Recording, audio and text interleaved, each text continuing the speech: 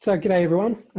My name's Craig Bullock. For you who don't know me, I started Mates Matter New Zealand probably around about 8 months ago, and it was all around wanting a community to a place where people can come to talk about how they're feeling, to pass on tools and things like that, and show that it's not weak to open up. And I'm excited today to have Gina along to come and talk to us about some tools that she has that she can pass on. And Donna's also here because she's worked with Gina in the past. So you get a perspective of me, who knows nothing about what Gina's about to talk about, and Donna, who has worked with her in the past as well. So just also a preface to this, the Facebook Live might drop out. We were playing around yesterday and it did a couple of times, I guess, with the amount of people that are using it at the moment. So I am recording it on Zoom. So if you do miss anything, it will go on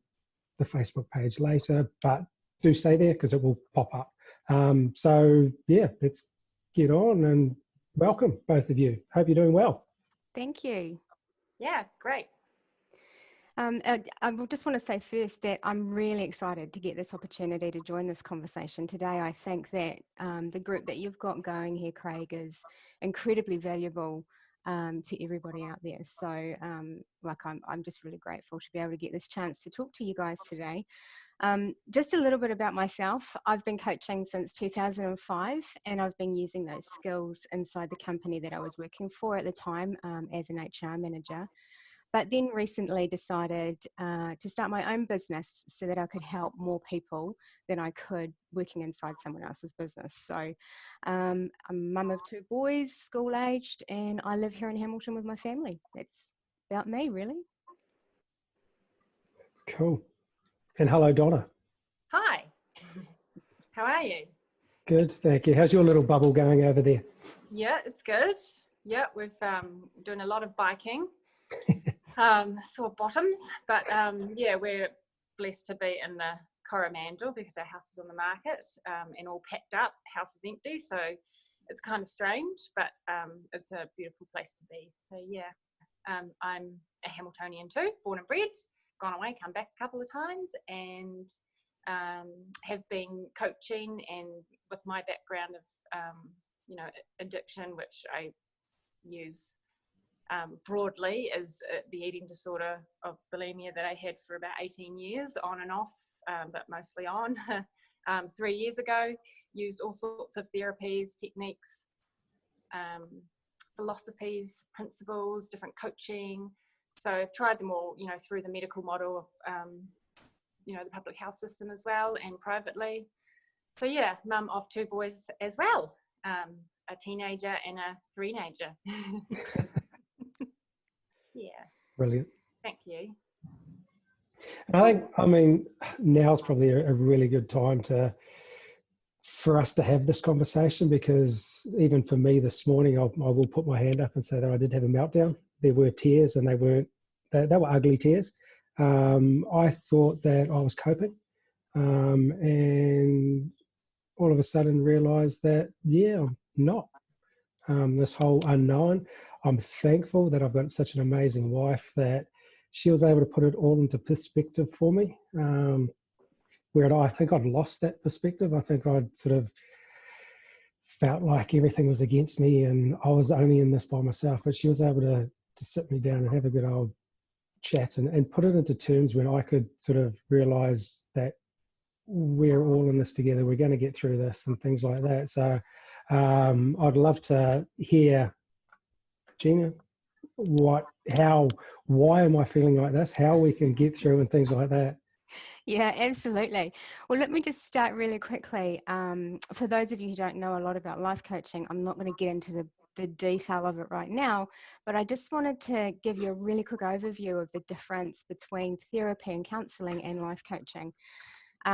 It's really important to know that therapy is focused on your past, and is often sort of pinpointed right down onto childhood to explain the current issues that you're having right now in the present moment. And life coaching is focused on the present moment and on the future. and it's more about empowering people to take responsibility for their lives right now and take responsibility for creating their futures. I believe that there are things that happen to us that really need therapy of some kind so that we can heal. And I think, Donna, you're an example of that, where you've been able to heal the bulimia and all the things that were going on for you around that time with therapy. And it's a beautiful thing. It really is. I'm all for therapy in those circumstances. I've even had clients actually who have been in therapy while they're in coaching as well, and it's been really, really valuable for them. But I also think that there are a lot of things in our pasts that don't require us to talk about them over and over and over again to solve. But it's all really dependent on the person and on the situation and the circumstances. So in coaching, it's all about self-exploration and self-knowledge. Can encompass things like professional development and goal setting, weight loss, breaking old habits, things like that. So your coaching relationship should challenge you to grow and move forward. And it requires that you take a lot of action so that you can change your life. It's all about taking back control. So yeah, so that's a little bit about the difference between coaching and therapy. Got any thoughts about that or any questions, guys? No, I mean, I like the part about goal setting. I mean, I'm big on goal setting. Anyone that's seen probably a lot of my posts on this page will see that, yeah, I'm big on it, because I think you've got to have that. For me personally, it's that I have that big hairy ass goal, that BHAG, which for me was Ironman. You can see over the shoulder there, it was the top I wore when I did Ironman, and that was my big goal. When I first had that goal, I couldn't run a couple of 100 meters without keeling over. So there was no way that I was going to hit that goal without having those little goals to step up into. I love hearing that, yeah, that goal setting is part of it, because it is, for me, it's a big part of how I, on my journey, got back to where I am today. Absolutely. And I think for me, it's coaching is transformational. It's about change. And because that's all a goal is. It's about change, making change in your life right now to be somewhere different down the line. So yeah, for sure. I love your I guess the way you put it in language, and I hadn't even thought of it this way, because I've done coaching with you and therapy, is that therapy and counselling is more about your past. And so there's definitely aspects of it where it can be about future, but it's always from the perspective of why you're doing it, because of your past, yada yada. And I'm sure there are also specialists that will argue that, well, no, it's not, not entirely, but in terms of the overarching medical model, yes. And also that coaching is more future based, and that I think that's why it challenges me more, because unlike Craig, I don't really like setting goals, because in my past I set a lot of goals, like losing weight, getting to this point, not eating for this amount of hours or days, and I completely self-sabotage myself. So setting big goals is actually really scary for me, and that's also why I find coaching difficult, but it's challenging because I'm setting goals in a for the right purpose, with the right intention. Absolutely. Yeah, I guess the goal setting thing for me is about the why.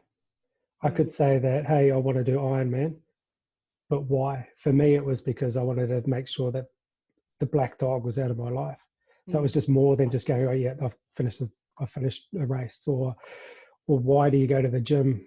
Because I want to get fit. But why do you want to get fit? There has to be that why behind it, I guess, for me, rather than going, I just want to lose weight. Why? Is it because you've got kids that you want to be able to run around with, or whatever? It's just one of those things. Is the why? It's a constant thing I always ask myself. Why am I doing this? Yeah, absolutely. And it's that compelling reason to get it done, right? The why. And for everybody, it's different. I've had clients who's compelling, and it's really compelling for them, their compelling reason to lose weight was just because they wanted to look good in a bikini. And that doesn't make it any less important to them than a big why of, I want to, beat depression or get rid of the black dog, for sure. But it's just all it is just got to be compelling enough to get you to move and take action. So that's, really, really cool.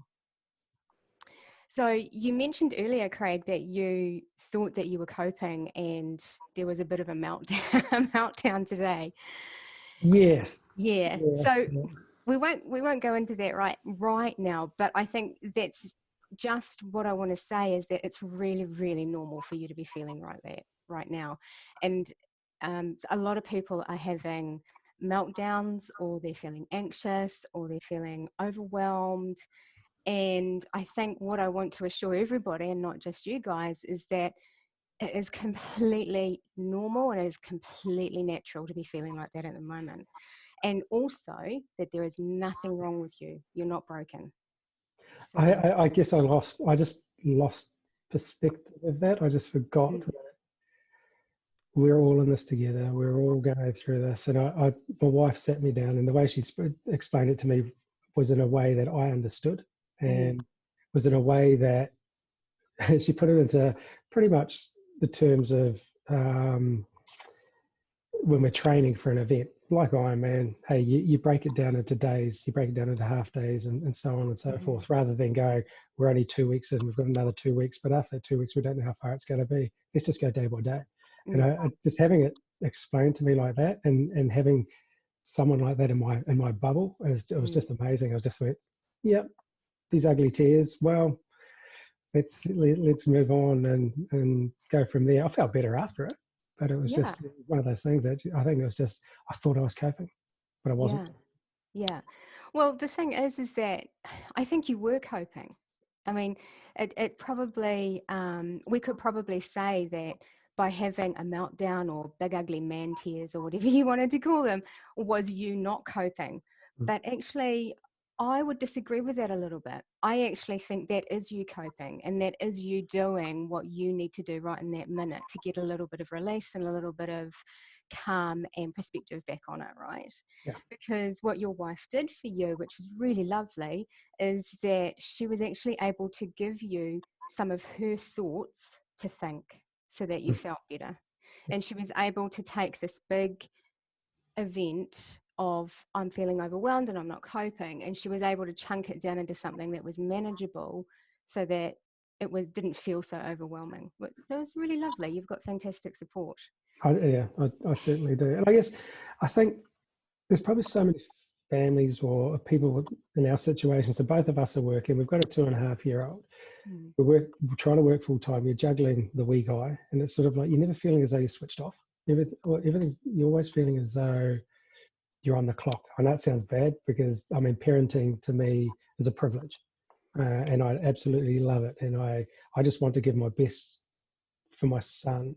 And I just felt like that, trying to work, looking after the wee guy, my wife's working as well, we're juggling that. I was like, I wasn't giving 100% to everything, and I want to be able to do that. And I think now is probably the time to go, geez, 80% is probably good enough, because we're just got to get through. And it's not forever. Yeah, absolutely. Well, let me explain to you why we're feeling overwhelmed right now. There's a part of our brain, that's called the cerebellum, and its job is to keep us alive. And I like to call it our primitive brain, because it's been keeping us alive in the same way since the beginning of mankind. This primitive part of our brain is always scanning for danger. And it takes a lot of notice of things that are really scary, because scary things are dangerous, and danger means that we could die.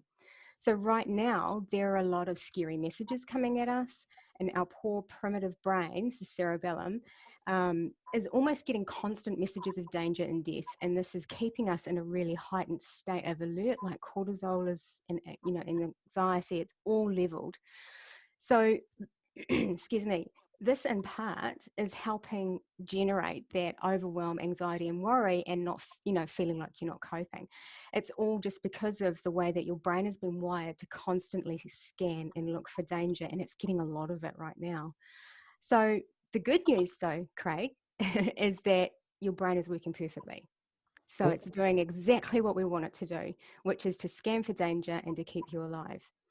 Another thing that I just want to let you know too is that in order for news outlets to get high ratings, we need to watch and consume their content, okay? And one way to get our attention is to scare us. It's their job to scare us, to get our attention so that we watch the news, so that we consume all their content.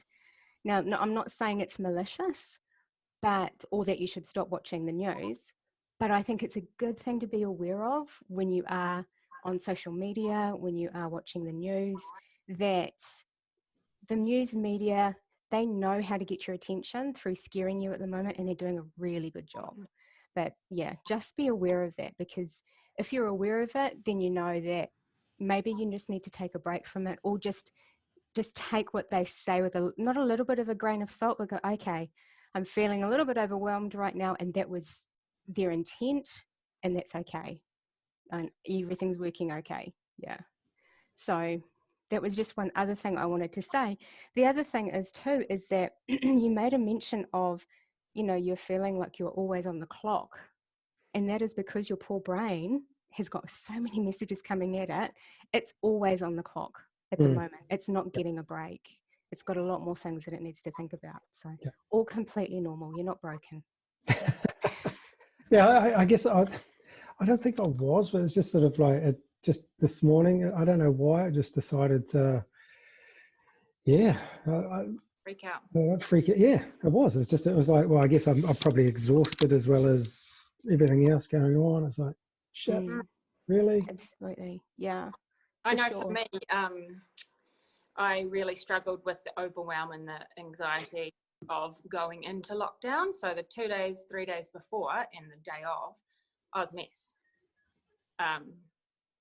And so the anticipation of how terrible this could be, being stuck in a house with my partner and child, and the older one was already going away. So that relieved some other challenges.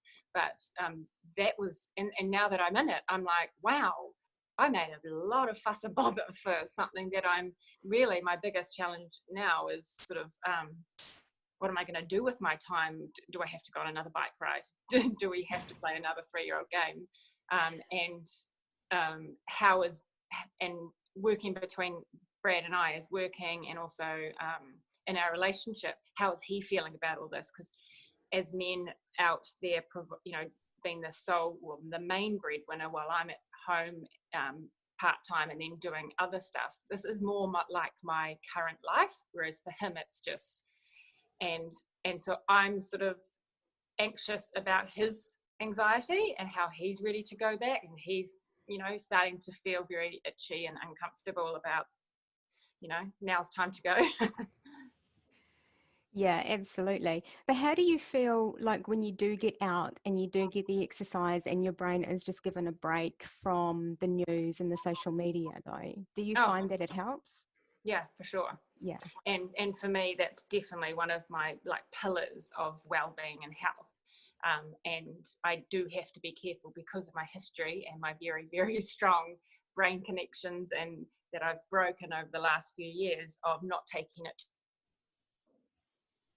too far and knowing when enough is enough. Because as long as you keep going, you're going to need more to keep getting that same kind of dopamine hit of those good feel-good, those other chemicals that are released when you exercise. So it has to be, again, with the right why, not because of losing weight. It's because of getting fresh air, being out in nature, riding with the kids, those sorts of things. Yeah, I totally agree. I mean, for me, it is the physical activity is for my mental well-being. Physical well-being, that's a bonus. When I started my journey way back when, I was 120 kgs. I've lost a lot of weight since then, but it wasn't all about that. It was what was going on up here. That's helped me to be where I am now. So I think the whole lot, the physical and mental, do work. It's holistic for me. It's everything's one. You can't separate the two. So for me, physical activity is huge.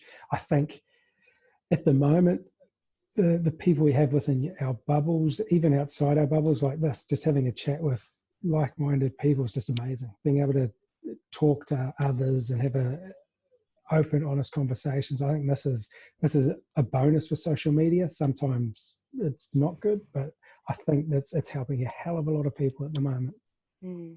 Absolutely. And on that social media thing, I just want to say too, is that it's not a bad thing. You know, it's a good thing to take a break. And I think that's a really good way to help yourself feel a little bit better right now, is to take a break from social media. But just take a look at the result that whatever you're doing gives you in your life. So the social media is a really good example. If you are feeling overwhelmed and you feel like you need a break, that you've been on the clock and you just want to chill out, and just scrolling through some more positive social media is going to bring that for you, and it does make you relax a little bit, then I'm all for it. It's a very good thing. But if you find that you're just getting more anxious and overwhelmed by what you're finding on social media, and you're just getting more tense and a bit grumpy and snappy, then for sure, it's just checking in and making sure that whatever you're doing is bringing the right results that you want in your life. Yeah. Sure. And I think there's like social, it can go down a hole and you can lose hours and hours. And I think when you feel as though you're on the clock all the time, it's probably a good thing just to go, there's my phone, I'm just going to put that aside. Where you go. And just have that time for yourself or those around you. Yeah, for sure. I think another thing for me that has helped for me to feel better, because even though I'm a life coach, I'm still human. So I'm still going through all of this with everybody too, is that I love, instead of consuming, getting creative. So take up a new hobby. There's nothing that you can't really learn on the internet right now. I mean, if you Google something on YouTube, you can learn how to do something new. And that can give your brain a bit of a break from panic and worry to being creative, and that can really help as well. The other thing is, in coaching, we call it a thought download, but I also like to call it unpack your brain. And it is just simply at the beginning of the day, or whenever you're feeling really overwhelmed or a little bit anxious or worried, or even when you're feeling happy, you don't have to do it, necessarily with a negative feeling, is to just get a piece of paper and a pen and just write down every thought that you've got going on in your head. And you don't need to do anything with them or judge them or anything like that, but just the art of being able to get it out of your head and onto paper. You can screw up the piece of paper and throw it away. Just will help you feel a little bit better and get a little bit more relaxed. The key is not to judge yourself for what is coming out on the piece of paper, of course, for sure. Perfect. So that's cool. The whiteboard just behind you there. yeah, I guess we've got some time. We have time. I think we've got time. we do. So I wanted to just run through this coaching tool that we have within my program and within my training. It's called the Model. I did not come up with this. This has been created by my teacher and mentor, Brooke Castillo, from the Life Coach School. But she has trained me in how to use this, and I teach this as well as coach with it as a tool inside my practice. So the premise is that everything in life falls into one of these categories here. We've got circumstances, we've got thoughts, feelings, actions, and results. So I'll start with the top one. Circumstances are things in our world that are factual and that are beyond our control. So they don't come with a predetermined thought or feeling attached to them that everyone in the world would feel or think. So a really good example of a circumstance is, and I use a really emotional one, and that is 9/11. The event of 9/11 was neutral. And it's only when we have a thought about 9/11 that we feel something about it. Not everybody was sad about the events of 9/11. In fact, there are some people out there in the world that thought that 9/11 was a huge success and were really happy. So that just goes to show that there is a circumstance, 9/11, we might disagree with it as much as we want to. Everybody should be very upset with what happened that day, but the reality is not everybody was. So that's what we mean by circumstances. They are neutral. And then the next thing is our thoughts. Now, those are sentences or phrases, obviously, that are running through our brain, and sometimes they come out of our mouth, and so that's conversation. So apparently we have over 60,000 of them a day. I've not personally counted, but it's a lot of thoughts. And especially right now, I imagine there's probably a lot more going on. But the interesting thing about our thoughts is that they are optional. We get to choose what we think. The next thing is our feelings. And I use feelings and emotions interchangeably. And they are vibrations in our body that are caused by our thoughts. So don't get them mixed up with physical sensations like hunger or stubbing your toe or breaking your leg. Feelings are emotions, and they present in the body, like with fear or humiliation, they present in the body in a vibrational way. Okay. Then we have actions. So these are driven by our feelings. And humans only ever do anything because of how we think it is going to make us feel. So, for example, if you feel, and not all humans have the same actions from the same feeling either. So I might do something different when I'm feeling anxious versus you might do something different when you feel anxious. So, for example, if someone feels anxious, they might drink alcohol. Someone else might eat a donut or watch Netflix. Okay, so our actions create, so I'm going through this a little bit quickly, sorry. So our actions create our results. And those are simply the outcomes in our lives, okay? They're the end result of all the action that we take in our lives. So they are our results. And so this is our self-coaching model, and this is what we use. Our circumstances are neutral. We have a thought about them, and that thought creates our feelings, and our feelings drive our actions, and our actions create our results. Cool. So every single thing in life fits in one of these areas here. So I can't think of any exception, and I don't think there is any exception. We're always living inside a model. We're always feeling, we're always thinking, for sure.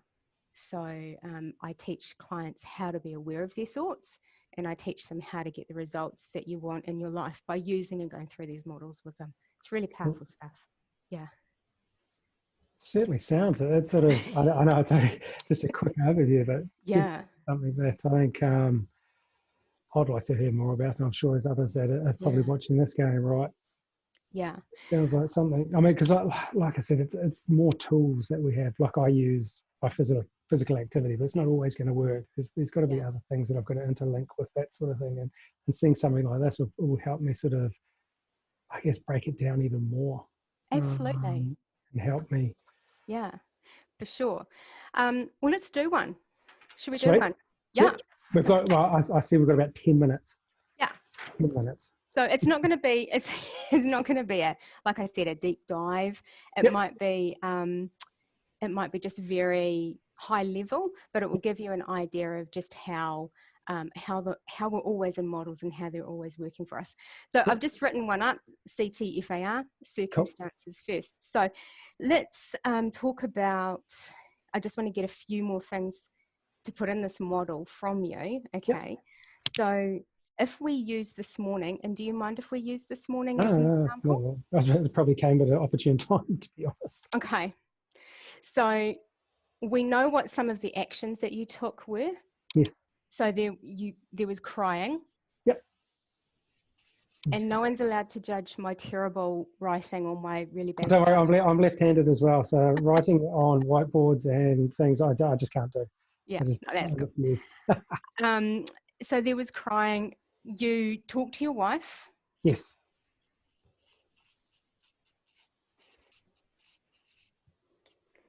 Yep.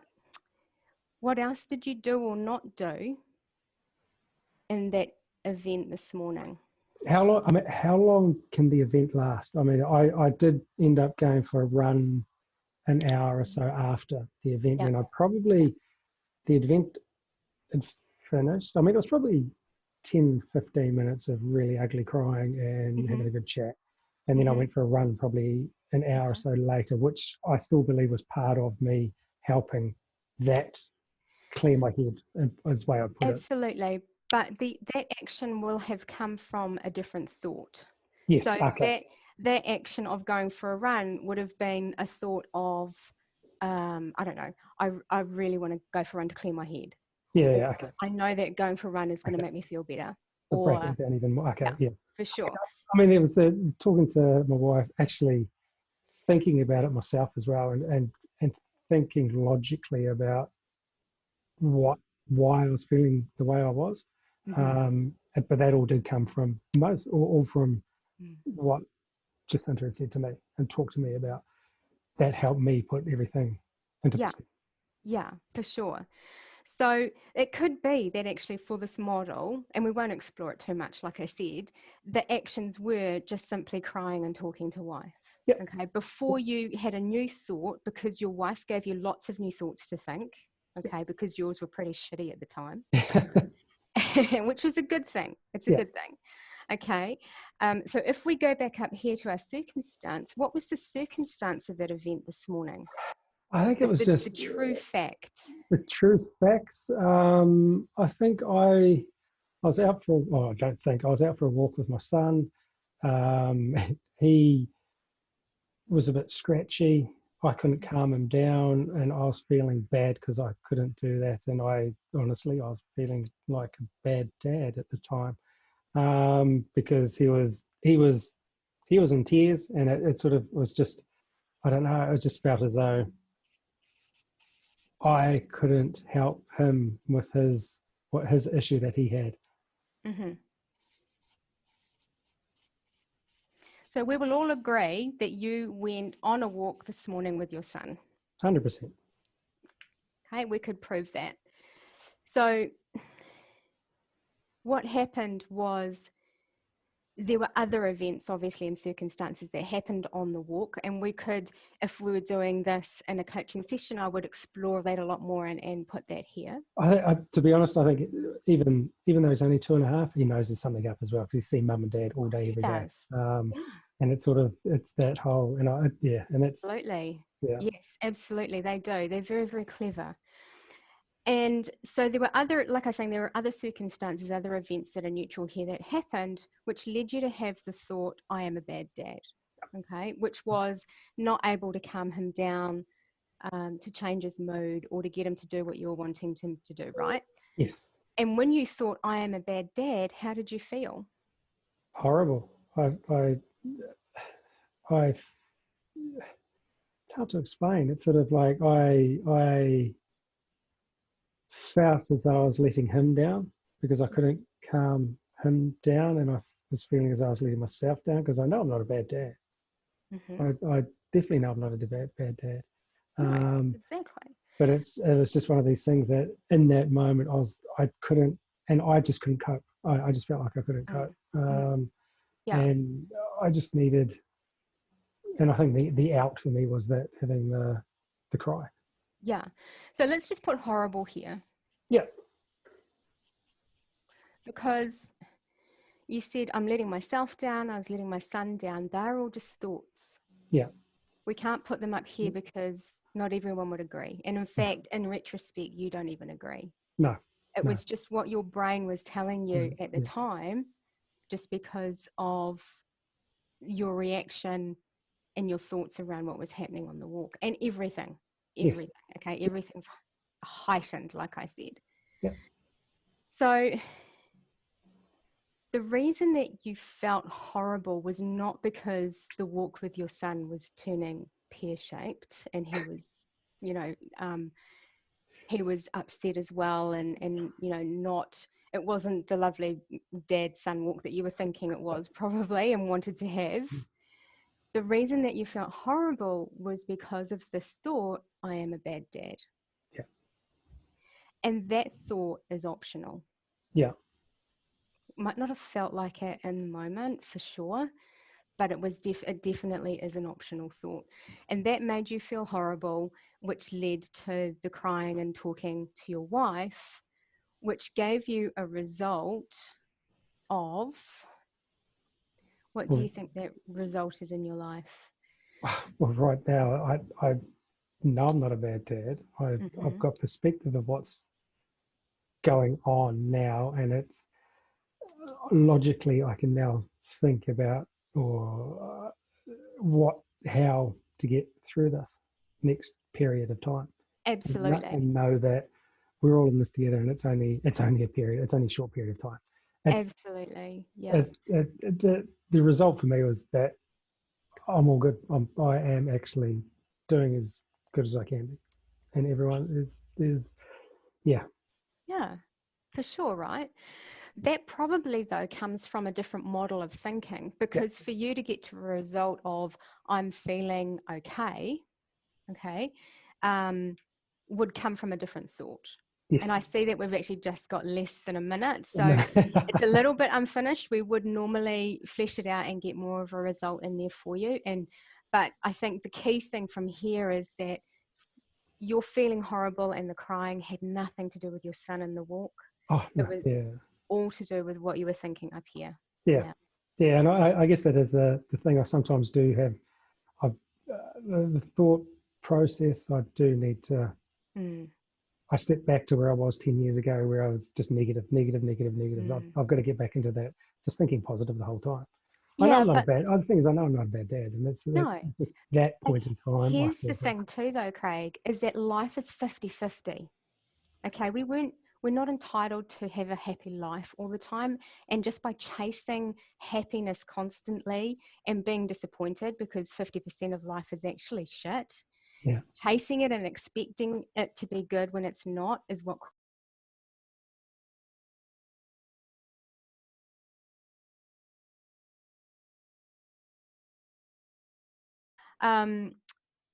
so I completely actually lost my train of thought when we dropped off there. But that's right.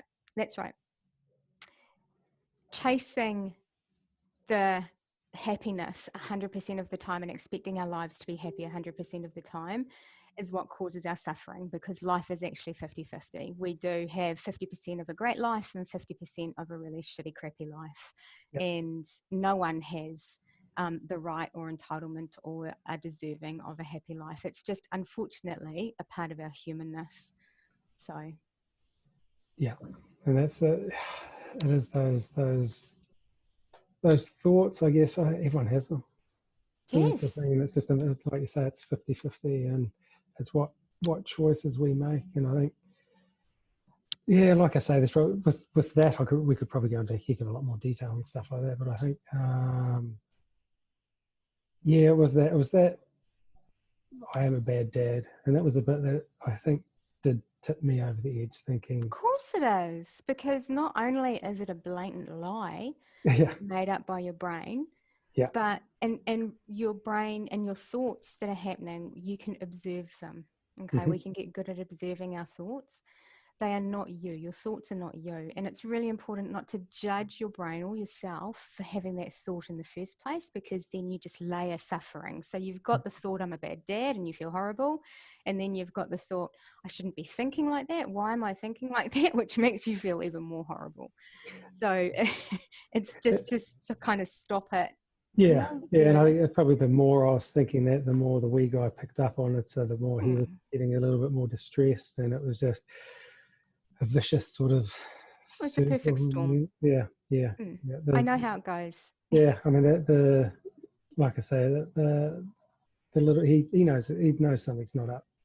He's not seeing his little buddies and stuff in daycare, and he's seeing mum and dad all day every day, so he knows that there's something not up, something up as well. So it's one of these things that I think we're all in it. It is an unknown, and it is just something that knowing, I keep having to tell myself that, hey, it's just a moment in time, and we'll get through it. Absolutely. And those are all positive thoughts that make you feel better. So it's all about choosing and positive thoughts in that moment and thinking deliberately. But inside coaching, I just want to say is that because life is 50-50, inside coaching, what we do is we work on being able to process feeling like this, because we're never going to be able to run away from the negative emotion, and being able to live with it without spiraling into depression or drinking alcohol or overeating or those other things that we do to make ourselves feel better externally. Well, I think we'll wrap it up there. Okay, cool. Thank you so much for your time. You are I think I think Donna must have, I think She dropped off. internet must have been playing up. She froze up a couple of times, but no, thank you so much. No worries. And if anyone that has seen this or has been watching and has any questions about it, please feel free just to comment on the video. I did have to, about 10 times, I think we dropped off. So I will put up the full video together. So if anyone's got any questions, and I think in a week or a couple of weeks' time, we can come back. If you're up for it, come back together and we can discuss those as well. And I'd love to, yeah. We can go back into this in more detail, or we can talk about whatever's happening in 2 weeks' time, because I'm pretty sure it might look a little bit different for us. 100%, 100%. So thank you very much again. No worries. And everyone that's watching, take care. Be safe in your bubble. And yeah, we'll all talk again soon. Awesome. Thanks, Craig. Thank you. Cheers. Thanks, everybody. Bye.